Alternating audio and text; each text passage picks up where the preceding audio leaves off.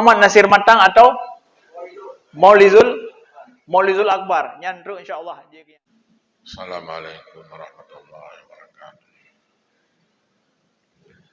Alhamdulillah, salatu wassalamu ala Rasulillah wa ala alihi wa sahbihi ajma'in, amma ba'd. Puji syukur kepada Allah Subhanahu wa taala. Selawat kepada Rasulullah sallallahu alaihi wasallam, pada dan sahabat beliau sekalian yang ulun Tuhan muliakan Hadi Muji Masjid Al-Hikmah yang sangat beliau cintainya, para pengurus dan juga Badan Kemakmuran Masjid, para guru-guru kami, hadirin dan hadirat yang dimuliakan oleh Allah. Mari sejenak sekitar 20 menit ke depan kita menyampaikan sedikit tausiah atau mau'izah dengan judul yang kita angkat hari ini adalah Donanggro.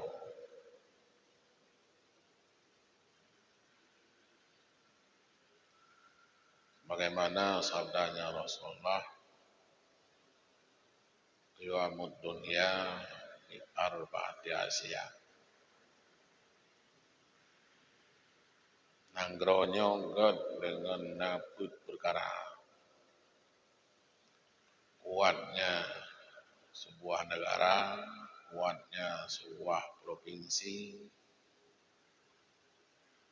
kabupaten, kecamatan, bahkan desa. Di menyonaput perkaranya yang kaget. Salah satunya kurang, satu saja kurang, tidak baik lagi.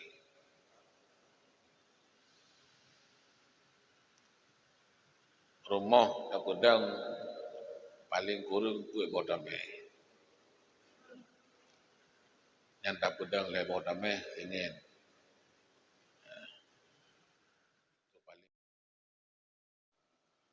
Yang katimang aja, kakokoh.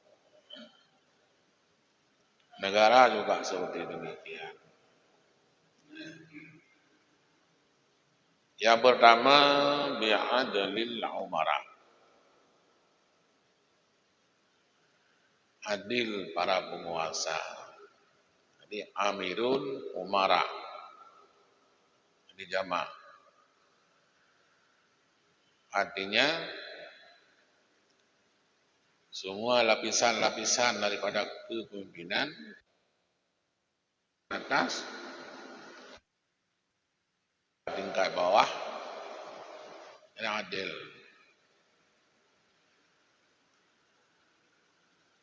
Adil adalah yang kita pahami bahwa meletakkan sesuatu pada tempatnya itu adil. Memberikan hak yang harus ia terima.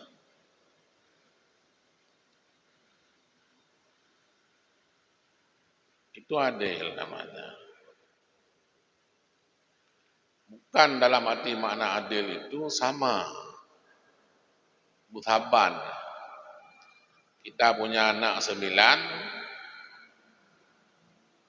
kita kasih jajan per hari, semuanya 5.000. Yang TK 5.000, yang SD 5.000, yang SMP 5.000, SMA 5.000, yang jak kuliah 5.000. Yang keadil. adilnya dalam jumlah wang, tapi dalam konteks kebutuhan hak itu belum adil. Dan kalau anak TK 5.000, tapi kalau anak sudah kuliah di fakultas, mungkin lagi kita berikan 5.000. Begitu pula halnya kita punya anak yang besar dan anak kecil. Anak meraya dari ibu yang ukrah, anak meobut dari ibu bok, mamnya dari ibu ukrah karena mir. Nah, ini jadi masalah. Itu tidak adil namanya. Begitu pula halnya seorang pemimpin. Kita sebagai rakyat, kita punya hak terhadap pemimpin. Pemimpin juga dia punya hak terhadap rakyat yang dipimpinnya. Dia harus memberikan hak-hak rakyat sesuai dengan hak yang harus ia terima.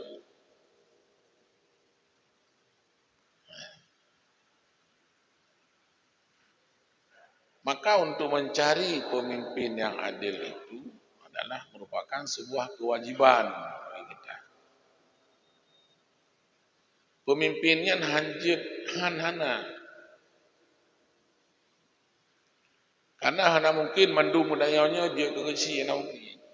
Masih ada satu orang pemimpin.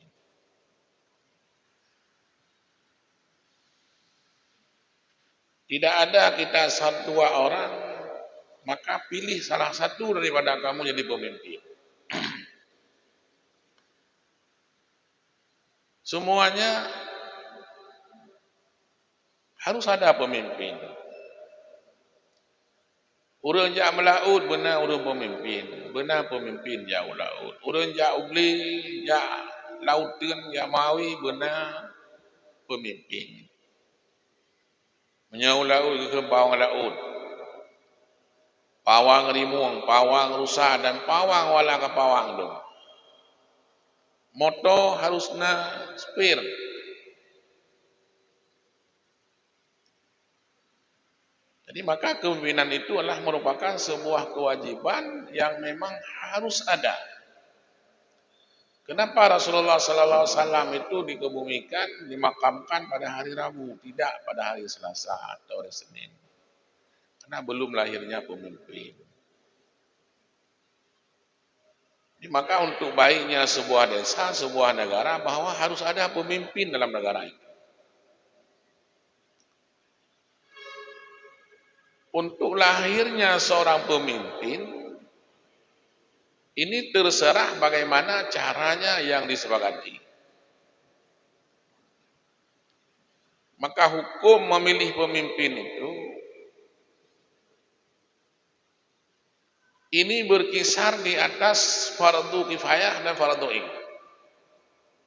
Tidak ada istilah sunat di situ. Kiban dengku hukum pilih pemimpin, wajib kifayah atau wajib ain. Artinya kalau lahirnya pemimpin itu dengan beberapa orang saja, kalau dulu kita dipilih melalui DPR misalnya, sehingga dengan DPR itu bisa lahir seorang pemimpin yang adil. Ini adalah fardu kifayah. Artinya dengan sebahagian daripada kita ini, sebagai utusan kita, dengan mereka lahirlah seorang pemimpin yang adil. Maka ini posisinya pada fardu kifayah. Cuma menyo dua ada tajak uli, dua ada tajak ulau, tajak kemawi. Nyo fardu in di atas kita untuk menunjukkan salah seorang daripada kita lah menjadi pemimpin. Walaupun tidak kita buat secara pemilihan, tapi dengan secara eksklusif, secara otomatis bahwa ada satu orang yang lebih daripada dua orang tersebut. Nah, orang jauh ke. Nah, orang yang mengawasi. Jadi nyen mesti menyohana nyo akan jadi masalah. Dua-dua jadi pemimpin nanti juga jadi masalah. Atau bahkan kita memilih semua kita secara pilsung misalnya.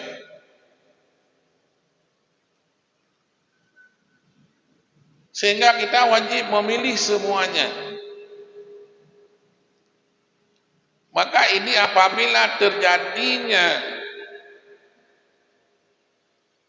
lahirnya pemimpin-pemimpin yang tidak adil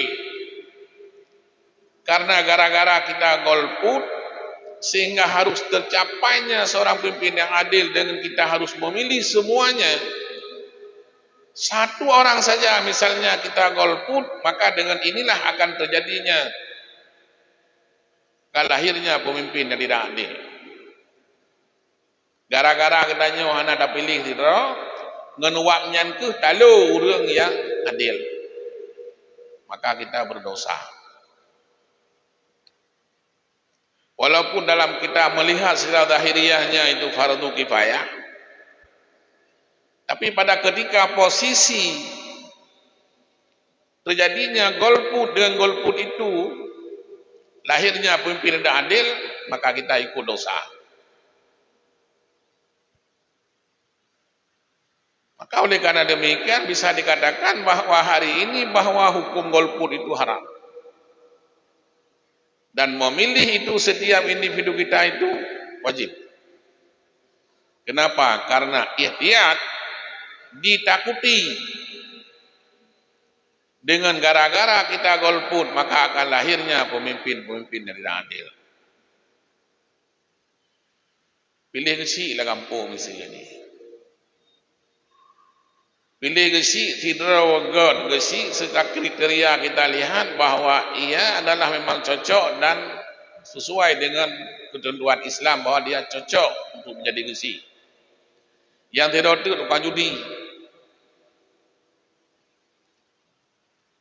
Oleh para orang-orang yang baik, tidak mau memilih, dia golput, hanya kerja agak memilih.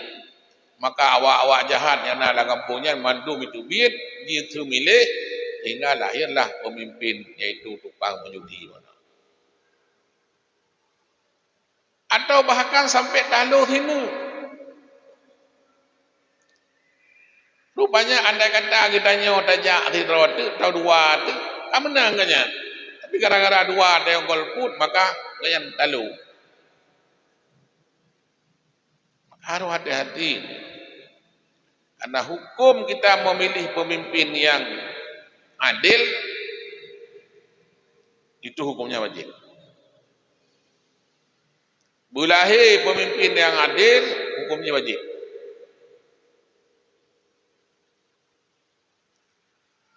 Menyolahi pemimpin yang adilnya hanya dengan beberapa orang, lepaslah kita daripada fardu kewajiban kita. Tapi menyohan lahir yang adil gara-gara kita yang golput, maka tanggungjawab kita dengan Allah Subhanahu wa taala. Demikian takalan dengan pemimpin yang adil sedangkan dia akan belum ia berbuat. Ini jadi masalah. Gimana tanda kanya adil si baru guna si baru guna mulai kanya pada rupanya adil dah.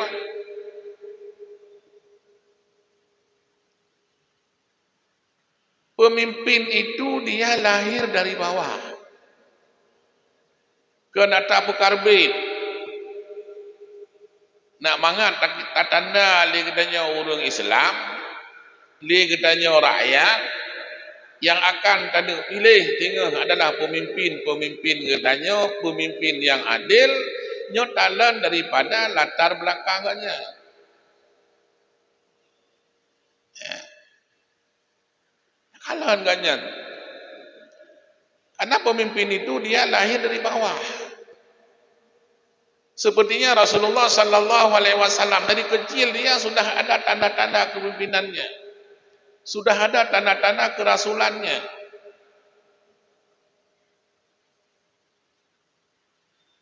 Kalau ada nemin mandang, anamin watai mainnya na limong ini kalau na yang raya sidroi dalamnya, na yang pemimpin di dalam, walaupun hanya bukan pemilihan anaminnya. Ada 10 orang anak-anak, tapi yang 10, yang 9 lagi dia turuti apa yang dibilang oleh sini. Kemudian dia mengarahkan anak teman-temannya kepada hal-hal yang tidak baik. Nyampe kajak kena, nyampe kacau, nyampe apa memplam gom, nyampe kajak kena, nyana bahaya tidak minat. Ini kan sudah nampak dari kecil dia. Kemudian orang raya bercuti, kemudian dia menjadi pimpinan organisasi, dia menjadi pimpinan atau dia terlibat dalam masyarakat dalam berbagai hal.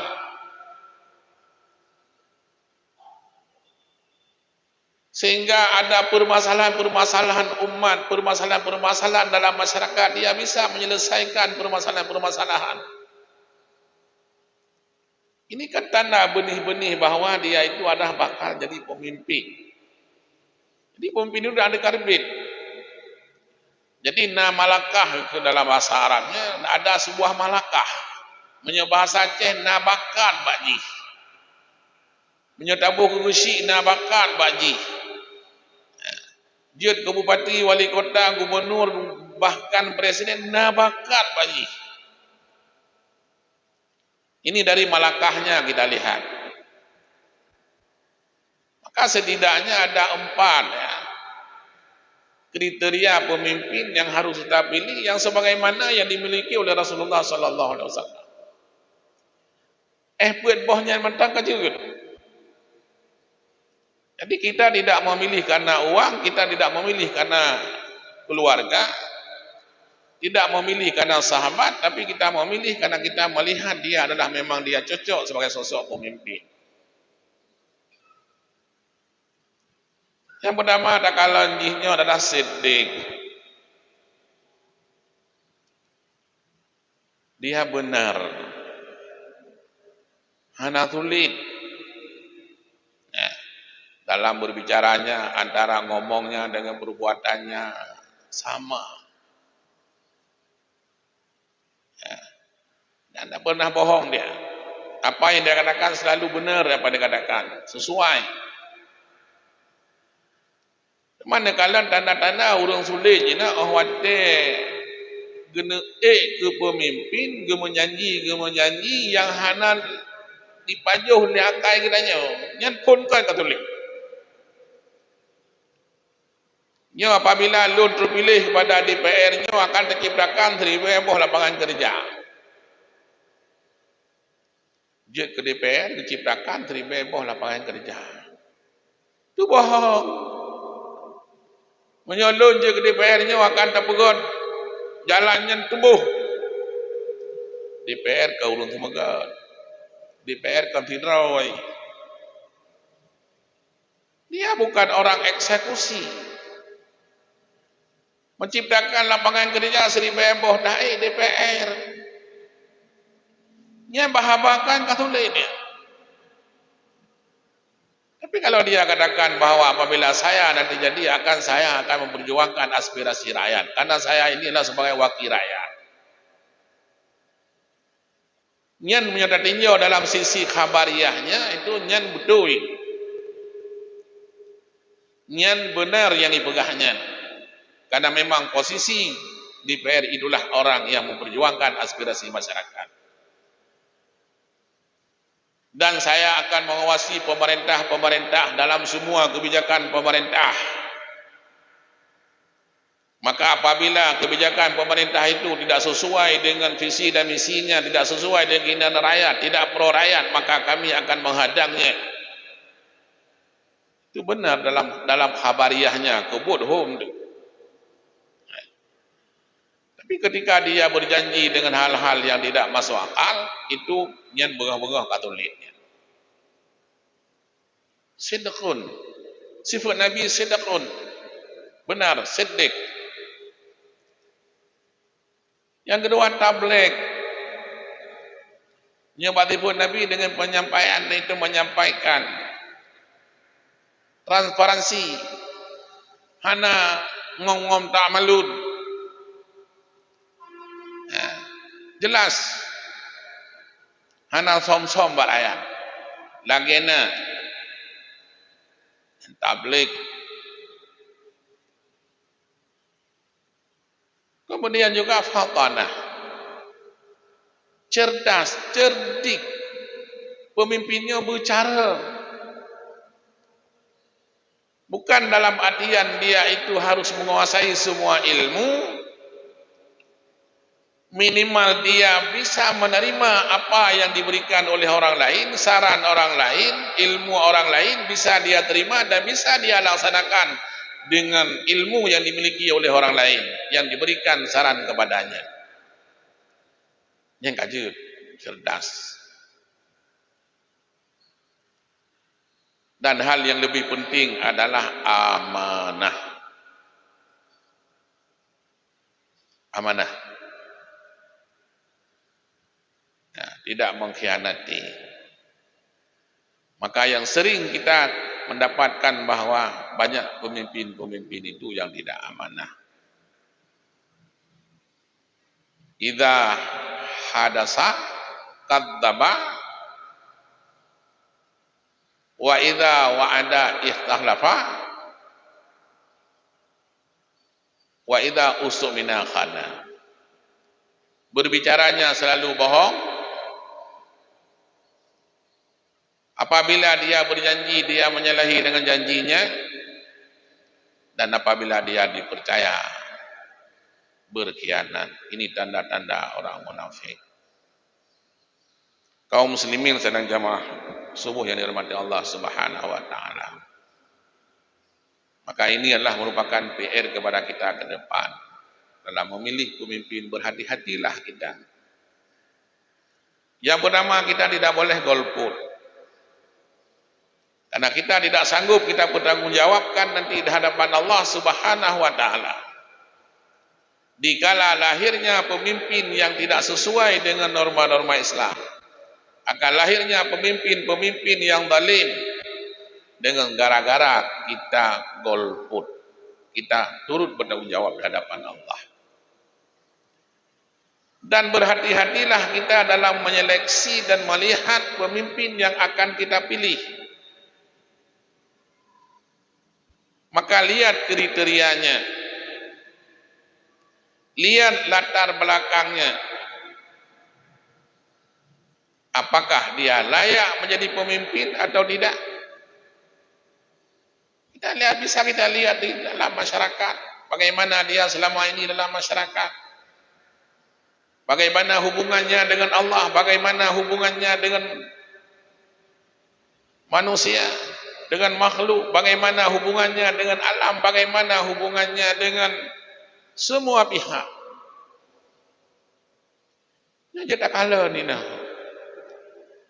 Nya bet tiba-tiba ling tanyonya hantar muda pi uranya muda tusawata nanu hana lupa kampung hana umpan. Kemudian latar belakangnya kita tidak tahu, pendidikannya seperti apa, tapi mungkin karena dia banyak uang, maka dia yang akan terpilih. Ini merupakan sesuatu yang tidak ada. Dan menyonyan terjadi, kita tidak akan pernah baik dan kekuatan dalam sebuah desa. Kemudian yang kedua, bil ilmu ulama. Benar ilmu para ulama. Alimun ulama. Artinya orang yang banyak ilmu. Karena itanya awak keberah al ulama yang terbayang kedanyanya yang ke urang-urang yang memahami ilmu agama saja. Padahal mana al ulama itu jauh lebih luas dari itu. Manakah ulama lagi kamunya Majelis Perhormatan Ulama MPU Kota Losmawi ulama nak pakai rida, pakai terubatnya ulama. Tidak. Yang sempit maknanya.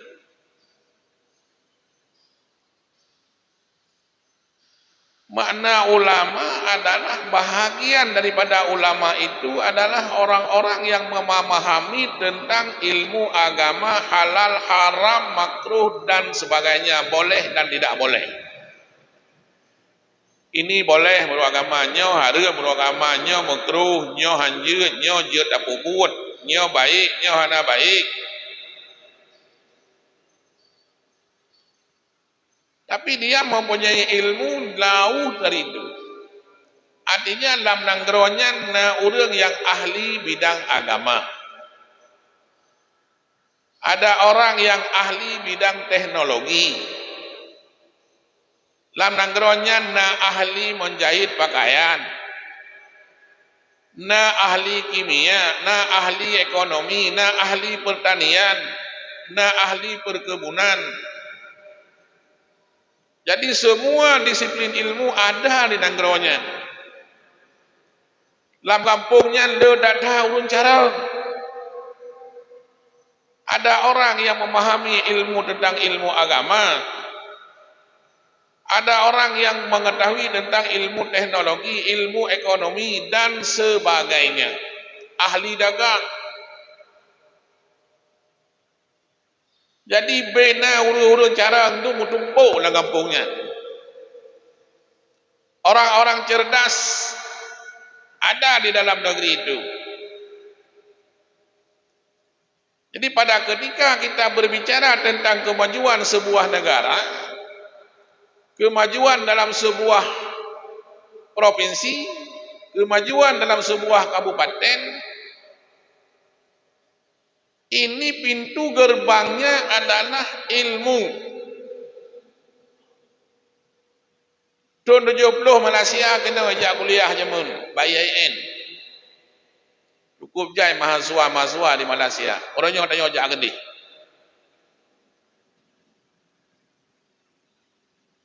Artinya majunya sebuah desa dikala dalam desa itu banyak orang-orang cerdas. Majunya sebuah kecamatan di mana dalam kecamatan itu ada semua aspek kedisiplinan ilmu pengetahuan ada di situ. Ada orangnya. Karena tidak mungkin kita satu orang kita memiliki semua ilmu kecuali Rasul. Tapi kalau kita manusia biasa ini tidak. Ladu burung yang ahli dalam ilmu agama. Ladu burung ahli bidang pertanian. Dan semua ilmu itu adalah ilmu yang bermanfaat. Ilmu yang bermanfaat. Dan ilmu ini adalah yang kita akan bawa kepada ketika kita kembali kepada Allah Subhanahu wa taala. Oh, ilmun yang tafa'um bih. Kan mencih kita nyot atau buat mentang ilmunya akan mengalir pahala hingga huru akhirat. Tapi seorang dosen misalnya seorang guru dia mengajarkan kepada anak muridnya tentang ilmu bagaimana kita menanam cabai yang hasilnya akan memuaskan. Gepurno cara pura campli. Sehingga dia hasil panennya yang luar biasa. Dengan hasil panennya dia bisa pergi haji, bisa pergi umrah, bisa memberikan nafkah kepada keluarganya, bisa membangun masjid, bisa membangun daya, bantuan kepada daya, dan ia memberi zakat. Hati pane, hati ilmu yang gubernur oleh tidur gurai ya benar. Ada seorang ahli dalam bidang teknologi misalnya, bisa dia membuat pesawat misalnya. Sehingga dengan pesawatnya yang kita nyojit aja wajib, dan nyojit aja safir, memudahkan safir. Menyoborkan jauh Jakarta dia tuh 20 orang dia baru tuh dia jangan guda jino 2 jam selesai. Ini semuanya ilmu-ilmu yang bermanfaat. Maka pemimpin yang adil di dalam nanggronya banyak orang cerdas, urun carang, SDM-nya luar biasa. Ini menunjukkan bahwa tanda-tanda nanggronya akan maju. Tapi kalau sebuah negara, sebuah kecamatan, sebuah kabupaten kota, sebuah provinsi yang di mana pendidikan di situ anjlok, pendidikannya hancur, ini akan hancur negara ini. Saya teringat membaca ada dalam sebuah majalah, saya baca ada seorang profesor, ganyan waktu itu rumah kutu mulih. Tapi waktu kita mulih perkara oleh anak ke tapi. Han kita mai kita mulih. Iban cara tak fikirnya, nyo menyohana tak pegat sesuatu, menyatapoh namanya pun tapoh namanya, tak ada pun tak ada. Kalau dot itu tak baik pendidikan terhadap anak. Utuh sarafi. Dia akan jadi orang idiot, akan dia jadi orang yang bodoh. Guru-guru yang berilmu pasti dia tahu bagaimana cara mendidik anak. Kitanya panina ni kadang-kadang ada kau dah bodoh dia. Ngembozo dah bodoh. Tak ada tu orang 18 ke.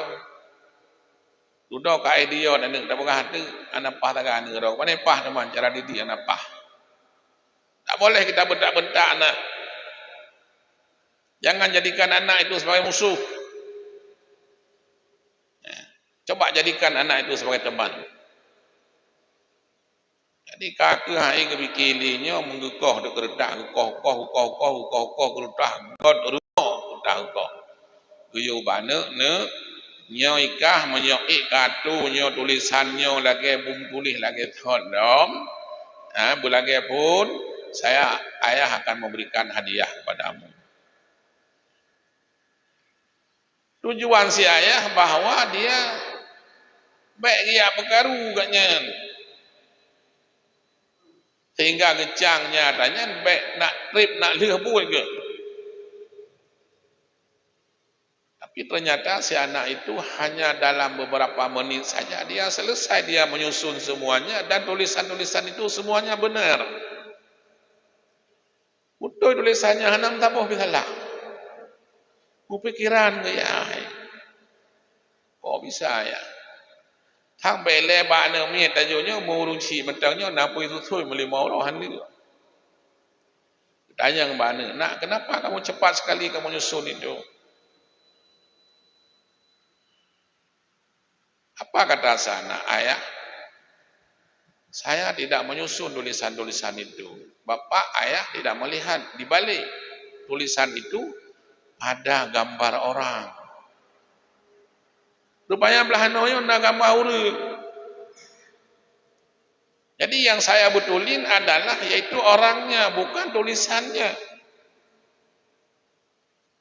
Jadi pada ketika telinga letaknya di telinga, hidung di hidung, kemudian mata di mata, dan semua organ-organnya itu tersusun dengan rapi dan benar, maka tulisan yang ada di belakang itu otomatis itu benar semuanya.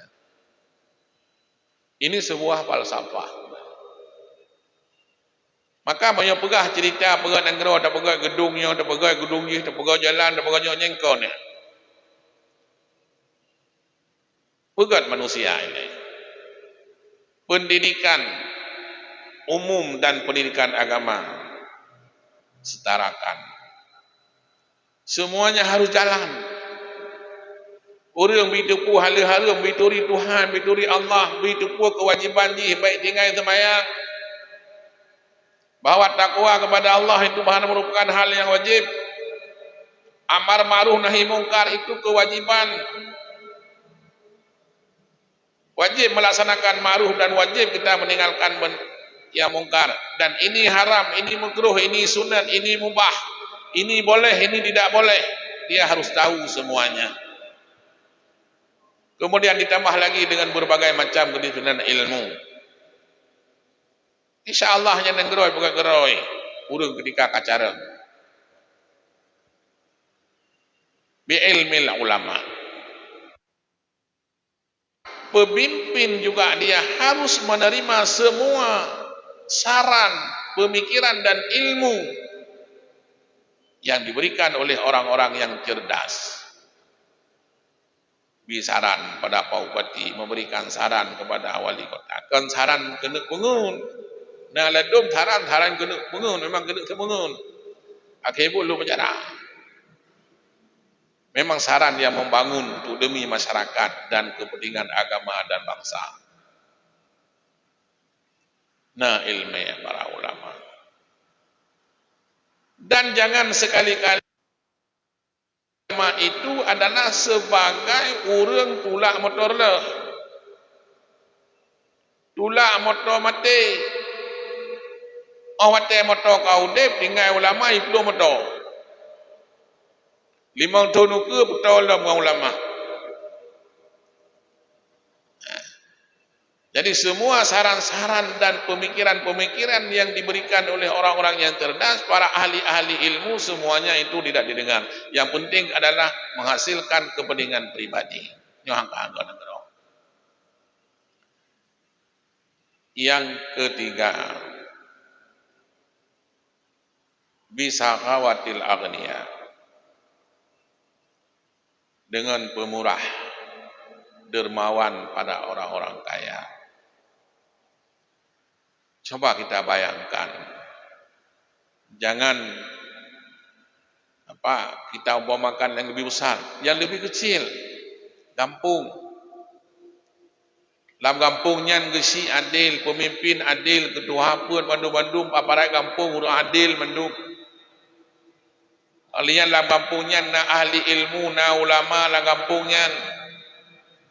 Olehnya dalam kampungnya na urang kaya. Na urang kaya. Pakai pegawai mulut, penumbah lemah, tipluh buah lemah, ti mau belah payah je. Na lemah. Pakai pegawai melasah, tin talabin, pegawai musajid, tin talabin, ti akan lirah. Karena laula bi'adlil umara la kana nasu kal bahaim. Menyebabkan karena adil pada penguasa, maka manusia itu seperti binatang. Kameng nekalan di gembala, tak gembala di langkawari muang. Hanaman ni. Was-was kamengnya, ni merat lebih jangan ali, merat di jangan ali. Artinya tidak ada sebuah jaminan dalam kehidupannya. Dia selalu was-was dan tidak nyaman. Laula bi'ilmi ulama lahalakal juhala. Kalaulah bukan karena ilmu para ulama-ulama, binasalah pada orang-orang jahil. Karena ulama ini. Karena urun carang lah kampungnya. Kemudian yang ketiga ada orang kaya, laula bi sakhawatil aghniya lahalakal fuqara. Kalaulah bukan karena pemurahnya pada orang-orang kaya, maka akan binasalah pada orang-orang fakir. Maka dermawan urang kaya. Leheboh tameh. Kemudian dalam kampungnya saboh tu na urang kasihan. Bidu'ail fuqara. Dengan adilnya pemimpin, dengannya adanya ilmu para ulama, dengan pemurahnya pada orang kaya, maka orang miskin, orang fakir dia akan berdoa kepada Allah. Doanya mustajabah. Maka adanya orang miskin, adanya orang fakir di dalam negara, sebuah negara, di dalam sebuah desa itu sebuah keharusan. Tidak ada satupun orang yang mampu memberantas kemiskinan. Nyana menyolong dia tengahnya akan tak berantas kemiskinan, nyembek lawan Tuhan.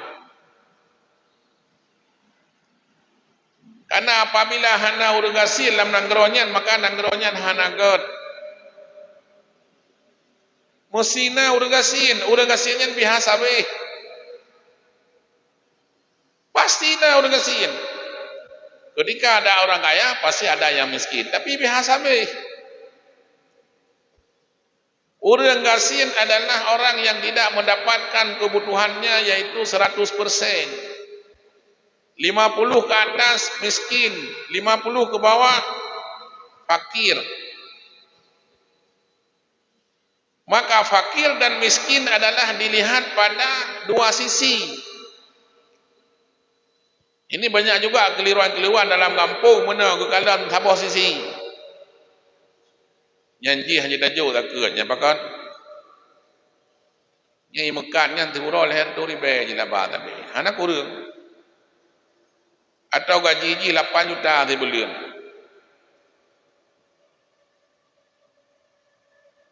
Hanya dilihatnya dalam sisi pemasukannya. Padahal ganyan kebutuhannya 15 juta dibeli. Anaknya 15, semuanya di dalam kuliah, ada yang di SMA, ada yang di kuliah. Istrinya ada 4. Butuh uang dia dalam satu hari 15 juta. Pendapatan 8 juta. Nyen pun makna nyen kaya apa kasihan. Ada orang uri indang balai pendapatan 50 ribu per hari dia. Habis 30 ribu, 20 ribu tinggal. Kaya apa kasihan. Tapi yang merompak buruh fitrah mana uri indang balai mana. Nyoh nak merompak. Maka Nabi ji 8 juta dia beli anji. Pun Nabi. Mai cuda aja, dicuda aja 50 euro katnya. Padun rau baju rumah tirau. Nyoh ru bijak kita. Ini juga bahagian daripada adil sebenarnya. Bahagian daripada adil. Maka tak bagi buruh fitrah ini tak kala keluarga ini. Dan keluarga. Nah buruh titon you know, nah rakyat lah kampungnya 3 bedro yang hak berterima. Tak kali you tiro ju. Berarti 3 kilo.